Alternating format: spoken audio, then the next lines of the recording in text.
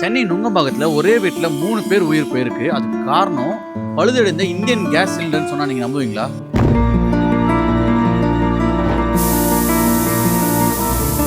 அவரால சொல்ல முடியல.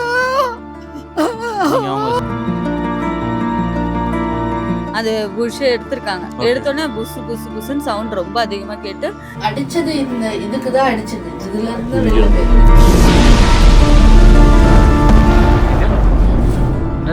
இதெல்லாம் அவங்களோட புடவை ரத்தம் எல்லாமே. அம்மா என்ன பண்ணிருக்காங்க, பக்கத்துல அங்க குழந்தை பிறந்திருக்கு சார், அவங்க வீடு இந்த பக்கத்துல எல்லாம் நிறைய வீடு இருக்குன்னு சொல்லிட்டு வெடிக்க கூடாதுன்னு சொல்லிட்டு அதை ஏதாவது வச்சு மூடுறதுக்கு தான் ட்ரை பண்ணிருக்காங்க. அந்த ரூமுக்குள்ளேயே பண்ணிட்டு இருக்காங்க. கையோன்னு கத்துனதுதான் காதுல உண்மைக்கு.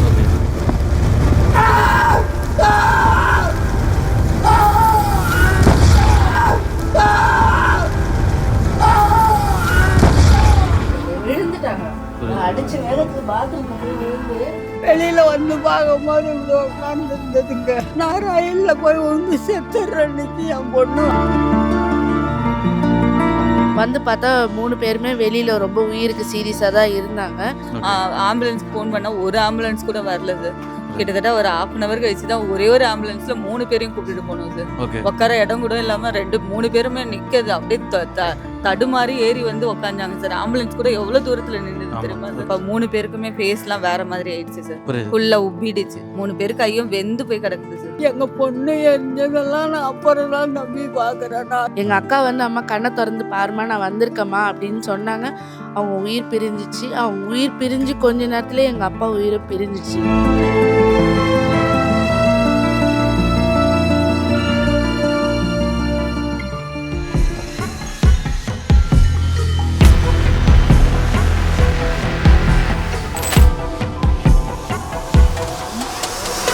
ரிஃப்ளெக்ட் நேயர்கள் வணக்கம், நான் உங்கள் விக்ரம். இன்றைக்கி நம்ம சரியாக எங்கே இருக்கோம்னு பார்த்தீங்கன்னா சென்னை நுங்கம்பாக்கத்தில் இருக்க வைகுண்டபுரம் 2nd ஸ்ட்ரீட்டில் தான் இருக்கும். இந்த ஸ்ட்ரீட்டில் வந்து பார்த்தீங்கன்னா கடந்த 4ஆம் தேதி ஒரு 5:30 மணி நேரம் ஒரு பெரிய விபத்து நடக்குது ஒரு வீட்டில். அந்த விபத்தில் ஒரு 3 பேர் வந்து உயிரிழந்துடுறாங்க. அது என்ன விபத்து, அந்த விபத்து எப்படி நடந்துச்சுன்ட்டு அவங்க வீடு சார்ந்தவங்ககிட்ட கேட்டு தெரிஞ்சுக்கலாம்.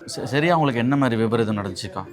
சார் நான் என்னோட கம்பெனியில் வேலை செஞ்சுட்டு இருந்தோம் சார். எங்கள் ஹஸ்பண்ட் எனக்காக 5:30 மணிக்காக வந்து வெயிட் பண்ணிட்டு இருப்பார். எப்பவும் 5:30 மணிக்கு ஃபோன் பண்ணாரு. நான் இப்போ வர முடியாது, அதுக்கப்புறம் வரேன் அப்படின்னு சொல்லிட்டு. உங்கள் வீடு எங்கே இருக்கு? நான் கொடுங்கையூரில், என்னோட வீடு கொடுங்கையூரில் இருக்கு சார். நான் நீங்கள் ஒர்க் பண்ணுறதுனால அவர் வந்து டெய்லி பிக்கப் பண்ணி டெய்லியும் வந்துட்டு கூப்பிட்டுட்டு போவார். இதுதான் டெய்லி ரொட்டீனா. டெய்லியும் 4 மணிக்கு 4:30 மணிக்கு அவருக்கு முடிஞ்சிடும் வேலை. அவர் முடிஞ்சதுக்கப்புறம் என்னை கூப்பிட்டு போகிறதுக்காக ஃபோன் பண்ணுவார். அன்னைக்கு 5:30 மணிக்கு ஃபோன் பண்ணார். நான் 6 மணிக்கு தான் வருவேன்னு சொல்லிட்டேன். எனக்கு 6 மணிக்கு ஃபோன் வரும். எப்போமோ 6 மணிக்கு ஃபோன் பண்ணல. அதுக்கப்புறம் எங்கள் பக்கத்து வீட்டில் என் தங்கச்சிக்கு ஃபோன் பண்ணாங்க. இது மாதிரி வீட்டில் கேஸ் வெடிச்சிருச்சுன்னு தான் சொன்னாங்க. யாருக்கு என்னாச்சு எதுவுமே சொல்லலை. நாங்கள் வீட்டுக்கு வரும்போது என்னோட வீட்டுக்காரும் என்னோட அம்மா எங்கள் அப்பா 3 பேரும் வெளியில் தான் உட்கார வச்சு எல்லாருமே உட்காந்துருந்தாங்க. என்னன்னு கேட்டிருந்தா மூஞ்சில மட்டும்தான் அடிபட்டுருக்குன்னு நாங்கள் நினச்சிருந்தோம். ஆம்புலன்ஸ்க்கு ஃபோன் பண்ணால் ஒரு ஆம்புலன்ஸ் கூட வரல சார். கிட்டத்தட்ட ஒரு 1/2 hour கழிச்சு தான் ஒரே ஒரு ஆம்புலன்ஸ்ல 3 பேரையும் கூப்பிட்டு போனோம் சார்.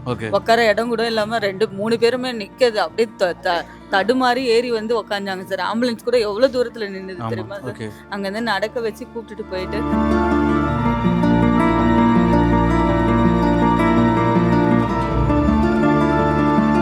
ஹாஸ்பிட்டலில் உள்ளே கூட்டிட்டு போய் எமர்ஜென்சியில் தான் வச்சோம். எமர்ஜென்சியில் பார்த்துட்டு அதுக்கப்புறம் டியூப்லாம் போட்டுக்கிறீங்களா அப்படின்னு கேட்டாங்க. எங்களுக்கு அந்த டியூப்லாம் பற்றி எதுவுமே தெரியாது சார். சரி அப்பாவுக்கு வரைக்கும் போடுங்க, இவங்களுக்கு 2 பேருக்கு சாப்பிடுவாங்கன்னு நினச்சோம். சரின்னு சொல்லிட்டு போய் போட்டுட்டு எல்லாமே இதுவில் நான் ஐசியூவில் வச்சுட்டாங்க சார். ஐசியூவில் வச்சுட்டு அதுக்கப்புறம் ட்ரீட்மெண்ட் ஸ்டார்ட் பண்ணாங்க. கொஞ்சம் கொஞ்சமாக ட்ரீட்மெண்ட் ஸ்டார்ட் பண்ணிவிட்டு மறுநாள் வந்து எங்கள் ஹஸ்பண்ட், எங்கள் அம்மா, எங்கள் அப்பா 3 பேருக்குமே ஃபேஸ்லாம் வேறு மாதிரி ஆயிடுச்சு சார். ஃபுல்லாக உப்பிடுச்சு. உப்பிட்டு திருப்பியும் நெக்ஸ்ட் வந்து அது எல்லாமே அந்த தோலெல்லாம் உடஞ்சி எல்லாமே வெளியில வந்துச்சு. ட்ரெஸ்ஸிங் டெய்லியும் பண்ணி ஹாஸ்பிட்டல் என்ன சொன்னாங்க? ஹாஸ்பிட்டலில் வந்து இல்லை ரொம்ப மோசமாக தான் இருக்காங்கன்னு சொல்லிட்டாங்க. கிரிட்டிக்கலாக தான் இருக்காங்கன்னு சொல்லிட்டு டெய்லியும் காலையிலயும் டாக்டர் வந்தாங்க, ஈவினிங்கும் டாக்டர் வந்துட்டு கிரிட்டிக்கல் தான் ஆமாம் பண்ணிட்டு தான் இருந்தாங்க சார். இந்த சண்டேல தான், இந்த சாட்டர்டே நைட்ல தான் சார் யாருமே வந்து பார்க்க மாட்டாங்க. நைட்ல தான் சிஸ்டர்ஸ் நீங்க போங்கம்மா நாங்க போட்டிருக்கோம் வந்து பாப்போமா போங்கம்மான்னு தான் சொல்றாங்க தவிர எல்லாமே பண்ணிட்டு தான் இருந்தாங்க சார். அவங்க சரியா என்ன நடந்துச்சுன்னு சொல்லுங்க. இங்க வந்து எங்க வீட்டுல வந்து அம்மா என்ன சொன்னாங்கன்னா, இந்த மாதிரி பால் காய்ச்சிட்டு இருந்தோமா, அப்பா வந்துட்டு வீடெல்லாம் வாசனை வருது ரொம்ப, என்னன்னு வந்து பாரு லட்சுமின்னு சொன்னாங்க.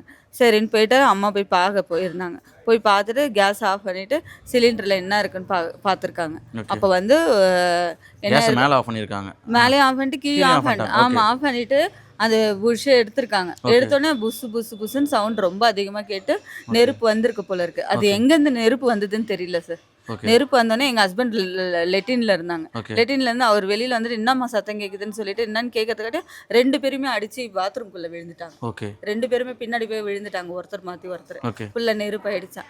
அப்பா வெளியில் சொல்லிட்டு வெளியில் வந்தார்ல, அப்பா என்ன திருப்பி சத்தம் கேட்குதுன்னு உள்ளே வந்துட்டு அவரும் மாட்டிக்கிட்டாங்க. ஃபுல்லாக கீழே ஃபுல்லாக ஈரமாக இருக்கா இல்லை எப்படின்னு தெரியல. அதில் நடக்கவே முடியலையா சார். ஓகே. வழுக்கி வழுக்கி அவங்க 3 பேருமே உள்ளே விழுந்திருக்காங்க சார். ஓகே. அதுக்கப்புறம் எங்கள் வீட்டுக்காரர் சிலிண்டர் கொஞ்சம் ஓரளவுக்கு நகர்த்தி வச்சுட்டு வந்துட்டு 3 பேருமே வெளியில் வந்துட்டாங்களாம். வரும்போது எங்கள் வீட்டுக்காரர் நீ பாட்டி உள்ளே ஏறுன்னு சொல்லிட்டு ஒரு வாட்டர் கேன் தண்ணி இருந்தது. ம். அந்த தண்ணி எடுத்து ஆயா ரூமில் ஊற்றிட்டு ஓகே. நீங்கள் உள்ளே ஏறுங்கன்னு சொல்லிட்டு கதவை சாத்திட்டு வந்துட்டாராம். ஓகே. வந்துட்டு அதுக்கப்புறம் தான் பக்கத்தில் இருக்கவங்க வந்துட்டு என்ன சவுண்டு கேட்குதுன்னு சொல்லிட்டு அவங்க வந்துட்டு 3 பேரும் இழுத்து வெளியில் உட்கார வச்சு ஓகே. அது சீக்கிரம் எங்கள் அப்பா வெளியில் வந்து உக்காந்துட்டாரா சார். அவங்க அதை அணைக்கிறதுக்கு ட்ரை பண்ணாமல் வெளியே ஆமா. வந்ததா கூட தப்பிச்சிருக்கலாம் இல்லையா? அப்பா அம்மா என்ன பண்ணியிருக்காங்க, பக்கத்தில் அங்கே குழந்தை பிறந்திருக்கு சார். ஓகே. அவங்க வீடு இங்கே பக்கத்துலலாம் நிறைய வீடு இருக்குன்னு சொல்லிட்டு வெடிக்கக்கூடாதுன்னு சொல்லிட்டு அதை ஏதாவது வச்சு மூடுறதுக்கு தான் ட்ரை பண்ணியிருக்காங்க. புரியுது, அந்த புரியுது. ரூமுக்குள்ளேயே பண்ணியிருந்திருக்காங்க. புரியுது புரியுது. வேற எங்கேயுமே வெளியில வரல அவங்க சார். முன்னாடியே ஓடி வந்திருந்தா எதுவுமே ஆமா, ஆயிருக்காது இல்லையா அவங்களுக்கு? எதுவுமே ஆயிருந்திருக்காது.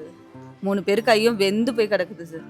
புரியுது. பேத்து அப்படியே ஒண்ணுமே சின்ன பின்னமா ஆயிட்டு இருக்காங்க சார். கவர்மெண்ட் சைட்லேருந்து ஹெல்ப் பண்ணாங்களா உங்களுக்கு? எதுவுமே பண்ணல சார். இது வரைக்கும் யாருமே வந்து ஹெல்ப் பண்ணி எதுவுமே கேட்கவே இல்லை சார். ஓகே. இது எங்களுக்கு தெரிஞ்சவங்க தான் வந்து எங்களை பார்த்து கொஞ்சம் கொஞ்சம் கொடுத்துட்டு தான் போய் ஹெல்ப் பண்ணுறாங்க சார். ஓகே. முதலமைச்சர் எதனா எங்களுக்கு பார்த்து எதனா சப்போர்ட் பண்ணால் நல்லா இருக்கும் சார். ஓகே. நானும் என் தங்கச்சியும் அதே இருக்கும், புருஷன் இல்லாமல் எங்களுக்கு யாராவது காப்பாற்றினா நல்லா இருக்கும் சார். எனக்கு எங்கள் பாட்டி, இப்போ எங்கள் அம்மா, எங்கள் அம்மா எங்கள் அப்பா இல்லை, என் வீட்டுக்காரர் இல்லை. இப்போ எங்கள் பாட்டி, என் தங்கச்சி, நான், எங்கள் 2 குழந்தைங்களை வச்சு நாங்கள் தான் காப்பாற்றணும் சார். புரியுது. எதனா எங்களுக்கு முடிஞ்ச அளவு உதவி பண்ணுங்க சார். விழுந்துட்டாங்க. அடிச்ச வேகத்துக்கு பாத்ரூம்ல போய் விழுந்து நீங்க எங்க இருந்தீங்க அந்த சம்பவம் நடக்கும்போது? நான் சம்பவம் நடக்கும்போது உள்ள படுத்திருந்தேங்க. ஓகே. படுத்திருந்தது 3 பேருக்கு சம்பவம் நடந்தது தெரியல. கையோன்னு கத்துனது தான் காதில் விழுந்துது. ஓகே. நான் வெளியில எந்திரிச்சு வரங்காட்டி எங்க பேரன் இதோட வீட்டுக்காரி என்னை வந்து வராதிங்க ஐயா உள்ள இருங்க அப்படின்ட்டு கதவை எடுத்து லாக் பண்ணிட்டு. அப்போ அவர் எரிஞ்சிட்டு இருந்தாரு ஆமா ஆமா ஆமா அவரை தான் பார்த்தேன் எரிஞ்சத. எங்க மருமகனை வந்து அப்படியே உக்காந்துருந்தாருங்க. எழுந்துட்டு ஒரு துண்டை கட்டிட்டு அவர் உக்காந்துருந்தாரு. இவருக்கு எல்லாமே போயிட்டு இந்த பில்ட்டோட தாங்க இவர் இருந்தாரு. ஆயா ஆயா நீங்க வெளியே வராதிங்க ஆயான்னு லாக் பண்ணிட்டு தண்ணி எடுத்து ஊத்திட்டாருங்க.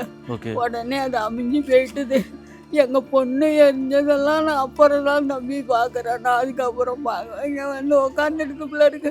மருமகனை கேட்டால் எங்க இல்லைம்மா லட்சுமி எங்கே போச்சுன்னு அவரால் சொல்ல முடியல. நீங்க அவங்க சரியாகி வந்துருவாங்க நம்புனீங்களா? நீங்க சொன்னாங்களா சரியாகி வந்துருவாங்கன்னு சொல்லிட்டு சொன்னாங்களா ஹாஸ்பிட்டல்ல? சொன்னாங்கன்னா இந்த பசங்க தான் சொல்லிச்சு. நான் போனால் என்ன உள்ளெல்லாம் விடலிங்க ஐயா. ஓகே. வெளியில தான்ப்பா உட்காந்து கண்ணேன். நான் அதை நம்பி நான் வந்தவா. அதை விட்டு வேலை செஞ்சு நானும் தான் வீட்டு வேலை செஞ்சேன். இப்போ முடியல, என்ன வராதிங்க வேலைக்குன்ட்டாங்க. ஓகே. வீட்டில் தான் கிடக்குறேன். ஒரு பொண்ணை கட்டி கொடுத்து அது ஒரு பிள்ளையோட வந்துடுச்சு. அவங்ககிட்ட இருந்து வந்துங்க. ஓகே. அது என்னை பார்த்துக்கம்மா நீனு உன்னை நம்பி நான் வந்தம்மா அழிஞ்சு நான் உயிர் இருக்கிற வரைக்கும் பார்த்துக்கிறேன்டி. ஆயாவையும் பார்த்துக்கிறேன். ஒன்றே அதோட ஒன்று என்னால் வெளியில் வந்து பார்க்கும்போது இப்படி உட்காந்துருந்ததுங்க. ம். உட்காந்துருந்தது என்னம்மா உனக்கு நடந்தது என்னன்னா அதால் பேச முடியல. புரியுது. அதோட பக்கத்து எய்த்த விட்டு போனோம். அப்போ தான் ஞாபகம் வந்தது எனக்கு இந்த பொண்ணுங்களுக்கு ஃபோன் பண்ணுறதுக்கு. எம்மா பொண்ணுங்களுக்கு ஃபோன் பண்ணுங்கம்மான்னது. அந்த பொண்ணு நம்பரை போட்டு ஃபோன் பண்ணி உடனே வந்துடுத்துவோம். அதுக்கப்புறம் என்ன செஞ்சேன்னா மயக்கமாக வந்துடுச்சுங்க. எனக்கு ஒன்றுமே புரியலைங்க. இது அடிச்சிட்டு போனதா கொண்டதா ஒன்றுமே தெரியலைங்கப்பா. காயமா? ஆமா அந்த சதெல்லாம் பிச்சுட்டு அடிச்சிருக்கு. ரத்தம் ரத்தம். இப்போ அவங்க 2 பேருக்குமே யாருமே இல்லை, நீங்க மட்டும் தான் இருக்கீங்க. யாருமே இல்லை, எனக்கும் யாரும் இல்லை. எங்கெல்லாம் பார்த்தா அந்த பொண்ணுக்கு செய்யணும். நானாலும் வயசான கட்ட போய் தொலைங்கணும். அந்த பொண்ணுக்கும் அந்த வச்சிருக்கிற பிள்ளைக்கும் அவன் நம்பி வந்தாங்க. அவளுக்கு நீங்கள் ஏதாவது உதவி செய்யணுங்க. அந்த பொண்ணுக்கு வழி இல்லைங்க. அவங்க நம்பி வந்து சொல்லிடுச்சுங்க, அம்மா உன்னை நம்பி நான் வந்தம்மா, அவங்ககிட்ட அடி உத வாங்கிக்கிட்டு தாங்க முடியாதம்மா, நீ வச்சிடலன்னா நான் சொல்லணுமா, நான் ரயிலில் போய் உண்டு செத்துடுறேன்னுச்சு. என் பொண்ணு வேணாண்டி நான் பார்த்துக்கிறேன்டி ஒன்றுன்னு சொல்லிச்சுப்பா. அது விட்டுட்டு போட்டுது அந்த பொண்ணு என் பிள்ளையும் எப்படி கவர்ந்து பண்ணணும். நீங்கள் தான் பார்த்து அதுக்கு ஏதாவது செய்யணும்ப்பா. பையனுக்கு 10 வயசு ஆகுது, அவனையும் பார்த்துக்கணும் இந்த பொண்ணையும் பார்த்துக்கணும். எனக்கு ஏதோ 6 வயசுக்கு கஞ்சி தான் குடிச்சிட்டு கிடக்குறேன். கவர்மெண்ட் சைட்லேருந்து ஏதாவது ஹெல்ப் பண்ணுறேன்னு சொல்லியிருந்தாங்களா? கவர்மெண்ட் சைட்லேருந்து ஏதாவது ஹெல்ப் பண்ணுறேன்னு சொல்லியிருந்தாங்களா? வேறு ஒன்றுமே சொல்லல. வந்து உங்ககிட்ட தான் சொல்கிறேன், ஏதாவது உதவி செய்ய சொல்கிறேன். நான் முதலமைச்சர்கிட்ட சொல்லுங்க, ஐயா கிட்ட சொல்லுங்கப்பா. ஐயாவை தான் எங்கள் மருமகெல்லாம் முன்னாடி ஓட்டு போட ஓடினாரு. இங்கே ஆஃபீஸில் கூட புடவை வெட்டி கொடுத்தாங்கன்னு ஓடி போய் வாங்கிட்டு வந்தார். அந்த ஐயா தான் பார்த்து உதவி செய்யணும். எங்கள் பொண்ணுக்கு மாதம் கூட 1000 ரூபா போட்டாங்க அந்த ஐயா. 5ஆம் தேதி போய் வாங்கிடும். அது கூட சொல்லுவான், ரொம்ப நாளைக்கு சேர்த்து வைக்காத லட்சுமி, அப்பப்போ போய் செலவுக்கு எடுத்துகிட்டு வந்துன்னா 4 மாதம் 3 மாதம் கழித்து போய் வாங்கிட்டு வந்துடும். அந்த மாராசம் போட்டார், நான் இல்லைன்னு சொல்ல. அவர் பார்த்து தாங்க இந்த பொண்ணுக்கு எனக்கு அந்த பிள்ளைக்கு வழி செய்யணும். அந்த ஐயா பார்த்து தான் வழி செய்யணுங்க. வேறு வழி இல்லை. வீட்டு வாடகை கட்டணும், கரண்ட்டு பில்லு கட்டணும், பையனை படிக்க வைக்கணும், எனக்கு சோறு போடணும். நீங்கள் பார்த்து அந்த ஐயா கிட்ட சொல்லி ஏதாவது உதவி செய்ய சொல்லுங்க ஐயா. வேற ஒன்றும் எனக்கு இல்லை. இங்கே உள்ளெல்லாம் ஃபயர் வந்துச்சா? உள்ள அப்படியே ஃபயர் ஆச்சு. அந்த பல்பெலாம் இப்போ மாற்றிருக்கேன் நான். Okay okay. அந்த கண்ணாடி உடஞ்சதா? இதெல்லாம் உடஞ்சிச்சுன்னா இப்போ மேலே கண்ணாடி கிடையாது. Okay okay okay. இப்போ எடுத்து போட்டு வச்சுருக்கேன். Okay okay okay okay.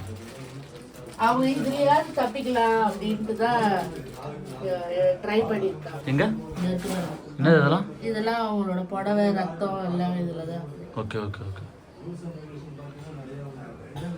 அடிச்சது இந்த இதுக்கு தான் அடிச்சிருக்கு. இதுல இருந்து வெளில போயிருக்கு. Okay okay. இங்கே தான் விண்டோஸ் ஓப்பன் பண்ணி தான் இருந்துச்சா? ஓப்பன் இல்லை, லாக்ல இருந்ததுனால ஃபயர் எப்படி வெளியில போகணும்னு தான் பார்த்துது. அதனால தான் இப்படி தான். இப்போயுமே இங்கே ஒரு சிலிண்டர் வச்சிருப்பாங்க சார், உள்ள ஒரு சிலிண்டர் வச்சிருப்பாங்க. அது காலி ஆயிடுச்சுன்னா இதை எடுத்துட்டு தான் நகர்த்திட்டு மாற்றுவாங்க. ஓ, ஆக்சுவலாக அவங்க யூஸ் பண்ணது வந்து புது சிலிண்டர். ஆமாம், அதனால தான் ரொம்ப பால் காய்ச்ச போயிருக்கிறாங்க. பால் காய்ச்சும் போது கேஸ் காலி ஆயிடுச்சு. ஓகே. காலி ஆனதுனால புது சிலிண்டர் எடுத்தாங்க அவங்க. இந்த இதுவே ஓப்பன் ஆயிடுச்சு சார். அதே சிலிண்டர் தானே இது? இல்லை இப்போ மாற்றிருக்காங்க கேஸ் கம்பெனி. இது ஃபுல்லாகவே வேறையா? ஆமாம். Okay okay. அந்த சிலிண்டர் எங்க? இது வந்து போலீஸ் எடுத்துட்டு போயிட்டாங்க. ஓ, இன்வெஸ்டிகேஷன் பண்ணுறதுக்கு எடுத்துட்டு போயிட்டாங்க. ஆக்சுவலாக இதுதான் லூஸ் ஆயிருக்குல்ல? ஆமா, இந்த இது இருக்குல்ல செப்பு மாதிரி ஆமா, அந்த பித்தளை அது அப்படியே ஓபன் ஆயிட்டு இருக்கு. Okay okay okay. அது ஓபன் ஆனோடனே ஃபயர் பக்கத்துல இருக்கிறவங்க குக்கர் வெடிக்குதுன்னு நினைச்சிட்டாங்க. எங்கள் அப்பா, எங்கள் அம்மா, எங்கள் அக்காவோட வீட்டுக்கார் 3 பேர் இறந்துருக்காங்க சார். ஓகே. இவங்களோட இது பக்கத்து வீட்டில் இருந்தால் எனக்கு ஃபோன் வந்தது, இந்த மாதிரி உங்கள் வீட்டில் கேஸ் வெடிச்சிச்சு, உடனே வான்னு சொல்லி நானும் எங்கள் சிஸ்டரும் ஒரே இடத்துல தான் வேலை பார்க்குறோம். ஓகே. நாங்கள் உடனே ஃபோன் பண்ண உடனே நாங்கள் இங்கே வந்துட்டோம். உடனே இங்கே நுங்கம்பாக்கத்தில் தான் வேலை பண்ணிட்டு இருக்கோம். உடனே கிளம்பி இங்கே வந்துட்டோம். நாங்கள் வந்து பார்த்தா 3 பேருமே வெளியில் ரொம்ப உயிருக்கு சீரியஸாக தான் இருந்தாங்க. நாங்கள் 4-5 பேருக்கு கிட்ட சொல்லி அம்மா இது ஆம்புலன்ஸுக்கும் ஃபோன் பண்ணி வர சொல்லிட்டு இருந்தோம். ஆம்புலன்ஸ் ஆனால் கொஞ்சம் லேட்டாக தான் வந்தாங்க. வந்த உடனே நாங்கள் நடந்து தான் கூட்டிகிட்டு போனோம். அவங்கள கூட்டிகிட்டு போகும்போது நடக்கிற அளவுக்கு இருந்தாங்க. ஆனால் அவங்க ஆம்புலன்ஸில் போனோடனே படுத்துட்டாங்க, அவங்களால முடியல. முடிஞ்சு நாங்கள் ட்ரை பண்ணி கீழ்ப்பாக்கு கேஎம்சி ஹாஸ்பிட்டலில் தான் கொண்டு போய் சேர்த்துருந்தோம். நாங்கள் இவ்வளோ நாள் அங்கே தான் வச்சுருந்தாங்க. உயிருக்கு உடல்நிலை மோசமாக உள்ளதுன்னு டெய்லியுமே சிக்னேச்சர் வாங்கிட்டே தான் இருந்தாங்க. வாங்கிட்டு இருந்து 9ஆம் தேதி பிப்ரவரி 9ஆம் தேதி மதியானம் 2 மணிக்கு வந்து எங்கள் அம்மா இறந்துட்டாங்க. அதுக்கு முந்தின நாள் 8ஆம் தேதி வந்து எங்கள் அக்காவோட வீட்டுக்கார் குணசேகரன் இறந்துட்டாரு. அவர் இறந்ததுனால எங்கள் அக்கா அவங்களுக்கு போய் அடக்கம் பண்ணுறது அந்த வேலை முடிஞ்சு எங்கள் அப்பா எங்கள் அம்மா சீரியஸாக தான் ஐசியூவில் தான் இருந்தாங்க. மறுநாள் எங்கள் அப்பாவுக்கு வந்து ரொம்ப மூச்சு விட ரொம்ப கஷ்டமாக இருந்துட்டு இருந்ததுனால அப்படியே தான் இருந்தாங்க. உடனே எங்கள் அம்மாவையும் அப்பாவையும் பக்கத்து பெட்டில் தான் வச்சுருந்தாங்க. பார்த்துட்டே இருக்கும்போது எங்கள் அம்மா உயிர் பிரிஞ்சிடுச்சு. எங்கள் அக்கா வந்து அம்மா கண்ணை திறந்து பாருமா நான் வந்திருக்கேம்மா அப்படின்னு சொன்னாங்க. அவங்க உயிர் பிரிஞ்சிச்சு. அவங்க உயிர் பிரிஞ்சு கொஞ்ச நேரத்துலேயே எங்கள் அப்பா உயிரை பிரிஞ்சிச்சு. ஆமாம், 3 பேருமே இப்போ இறந்துட்டாங்க. ஆமாம், 10ஆம் தேதி 2 பேரும் ஒரே கொஞ்ச நேரத்துலேயே இறந்துட்டாங்க. 2 மணிக்கெலாம் இறந்துட்டாங்க. இப்போ நாங்கள் யாருமே இல்லாமல் தனியாக தான் இருக்கிறோம். எங்கள் அக்காவுக்கும் ஆதரவு இல்லை, எனக்கும் ஆதரவு இல்லை. ஓகே. எனக்கும் டைவர்ஸ் ஆயிடுச்சு. நான் 7 வருஷமாக எங்கள் அம்மா கூட தான் இருக்கிறேன் நான். உங்களுக்கு எத்தனை பசங்க இருக்காங்க? எனக்கு ஒரு பையன் இருக்கான், எங்கள் அக்காவுக்கு ஒரு பொண்ணு இருக்காங்க. நாங்கள் வாடகை வீட்டில் தான் இருக்கோம் சார். நாங்கள் வேலைக்கு போனால் தான் சம்பளம். எங்கள் அம்மாவும் எங்கள் அப்பாவும் கூலி தொழிலாளி இருந்தால், எங்கள் அம்மா வீட்டு வேலை செய்கிறாங்க, எங்கள் அப்பா வந்து பேப்பர் கடையில் தான் வேலை செய்கிறாங்க. ஓகே. ஏதாவது பார்த்து முடிஞ்ச அளவுக்கு உதவி பண்ணி கொடுத்தா எங்கள் குடும்பத்துக்கு ரொம்ப நல்லதாக இருக்கும் சார். வேறு எதுவும் இல்லை சார். நன்றி. இந்த பெரிய விபத்துக்கான முக்கியமான காரணம் என்னன்னு பார்த்தீங்கன்னா, அந்த பழுதடைந்து போன இந்தியன் கேஸோட அந்த நாபு தான். இனிமேயாச்சும் நம்ம ஏதாவது சிலிண்டர் வாங்க போகிறோன்னா, அந்த சிலிண்டர் வந்து நம்ம கரெக்டாக லாக் பண்ணியிருக்கோமா, அந்த ரெகுலேட்டர் லாக் பண்ணியிருக்கோமான்னு செக் பண்ணுறதுக்கு முன்னாடி அந்த ரெகுலேட்டர் மாற்ற அந்த நாபு சரியாக இருக்கா.